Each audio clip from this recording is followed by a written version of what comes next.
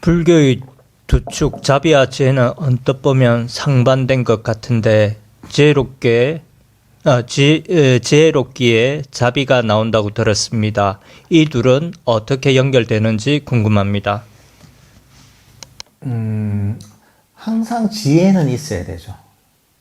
지혜라는 게 어떻게 보면 법에 대한 바른 이해라고 할 수가 있거든요.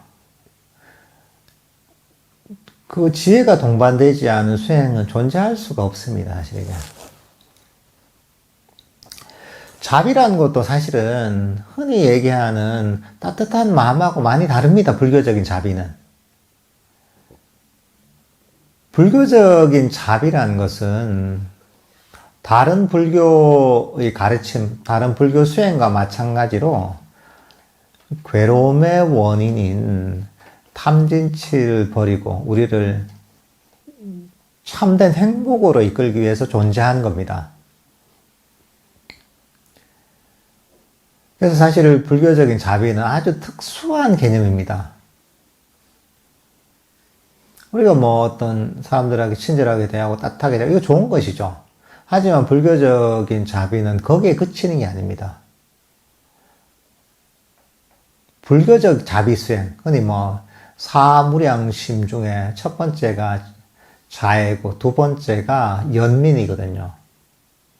이 자애와 연민을 합쳐서 자비라고 하는데 여기에 특징은 무엇이냐, 핵심은 뭐냐면 조건 없이 뭐 나를 포함한 모든 존재들을 사랑하고 연민스럽게 여기고 따뜻하게 돌보고 용서하는 거거든요. 근데 핵심이 뭐냐? 조건을 걸지 않는다는 거야. 아무 조건 없이 무조건적으로. 이게 핵심이에요. 근데 보통 사람들의 따뜻한 마음은 조건이 달려 있어요. 절에 가다 보면, 저 새로운 신도는 참 모범적으로 절을 잘 다니고 신심도 있어 보여.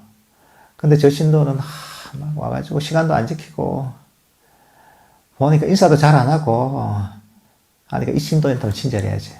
그 자비가 아닙니다, 이게. 일종의 친절은 될 수 있죠, 세속적인. 자비는 이렇게 내 마음에 드는 사람이나 내 마음에 들지 않는 사람이나 행동을 바르게 하는 사람이나 바르게 하지 않는 사람이나 그런 어떤 조건도 걸지 않고 그 존재를 조건 없이 사랑하고 용서하고 포용하고 따뜻하게 돌보는 이런 순수한 감정이 자비심입니다. 핵심은 뭐냐면 조건 없이 무조건적으로 한다는 거예요. 물론 이게 옳고 그름을 판단하지 않는다는 거 아니에요. 그걸 모른다는 건 아니에요. 옳고 그런 걸 알죠. 어떤 것이 선법인지 불선법인지 알죠. 하지만 그걸 알지만 그럼에도 불구하고 뭐 어떤 잘못된 행동을 한 사람을 잘못된 행동이라는 건 알죠. 하지만 그 사람을 싫어하거나 미워하지 않는다는 거죠. 그 사람을 조건 없이 어리석음에서 벗어나서 지혜를 일으켜서 그 사람도 평화롭고 행복하고 잘 되길 바란다는 거예요. 이게 당연히 지혜가 있어야 되는 거죠. 예를 들면은 자비라는 것을 실천하기 위해서는 자비라는 게 어떤 게 알아야 되잖아요. 어떤 것인지 알아야 되잖아요. 이게 지혜인 거죠. 금방 얘기했다시피 조건 없는 무조건적인 사랑과 포용과 연민과 돌봄의 마음이라는 것. 이것을 개발하는 게 자비라는 것을 이해를 해야 되잖아요. 이해하지 못하면 실천할 수 없잖아요, 이거는. 그러니까 당연히 여기는 지혜가 들어있는 겁니다. 그러니까 보통 사람들이 보면 가지는 어떤 애정 있잖아요. 애정과 사랑과 결정적인 차이점이 있습니다. 어떤 사랑이나 애정이 있잖아요. 세속에서는 그게 조건이 안 맞아지면 그게 미움과 분노로 쉽게 바뀝니다. 여러분도 그런 경우 많죠, 그죠? 친구하고 잘 지내다가 틀어져가지고, 서로 서로 뒤에서 다른 친구 만나면 서로 욕하고 이런 경우 많죠, 그죠? 그전에는 둘이 단짝이 돼가지고 정말 친하게 지내더니만 좀 지나면 서로 욕하고 있어요, 이제.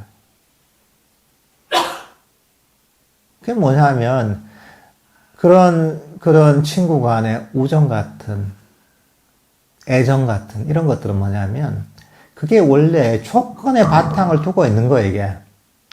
이 친구가 내 마음에 들게 얘기하니까, 이 친구가 나한테 친절하니까, 이 친구가 잘해주니까, 말을 예쁘게 하니까, 마음에 들어하고 애정을 가지는 거죠. 좀 지나니까, 이 친구가 나한테 나를 험담을 하네? 말하는 게 조금, 나 기분 나쁘게 얘기를 하네? 내 마음에 안 들게 행동하네?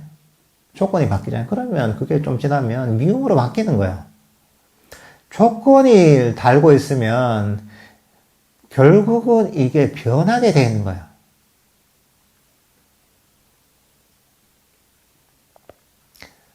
근데 조건이 달려있지 않잖아요. 아무 조건 없이 무조건적이다. 그러면 이런 어떤 순수한 자애심이 변할 수가 없어요. 왜? 저 사람이 나한테 좋은 얘기를 하든 안 좋은 얘기를 하든 좋은 행동을 하든 나쁜 행동을 하든 아무 조건을 걸지 않는 거거든요. 무조건적이거든요. 무조건적이기 때문에 저 사람이 어떤 사람이든 어떤 행동을 하든 자애심은 변하지 않는 거죠. 왜? 조건이 원래부터 안 달려있으니까. 무조건적이니까. 그러면 뭐냐 하면 여기서 불만족이 없습니다. 더 이상 이렇게 했었으면 좋겠다는 원함도 없어요.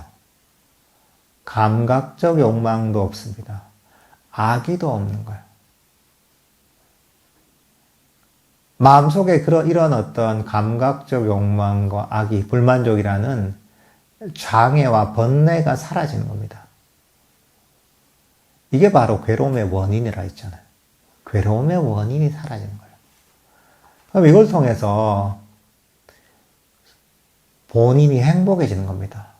흔히 남에 대해서 자비롭게 대한다 보통 생각을 많이 하잖아요.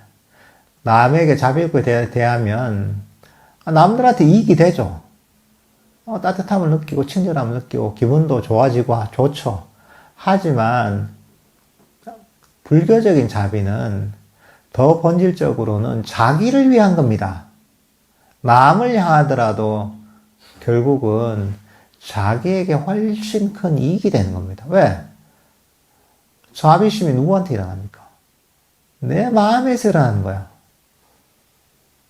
그 효과를 누가 느낍니까? 내가 경험하는 거야. 누구의 탐진치가 가라앉습니까? 자기 마음의 탐진치가 가라앉는 거야. 더불어서 남한테도 이익이 되죠. 그러니까 사실은 제대로 된 자비를 실천하려고 해도 법에 대한 아주 정확한 이해가 있어야 되는 겁니다. 그래서 우리 부처님께서 가르치신 불교 수행의 일종의 스탠다드라고 할 수 있는 8정도에서도 첫 번째 나오는 게 뭐냐면 정견입니다. 바른 견해, 이게 지혜거든요. 바른 견해가 제일 처음에 나오는 겁니다. 그 이유가 바로 여기 있는 겁니다.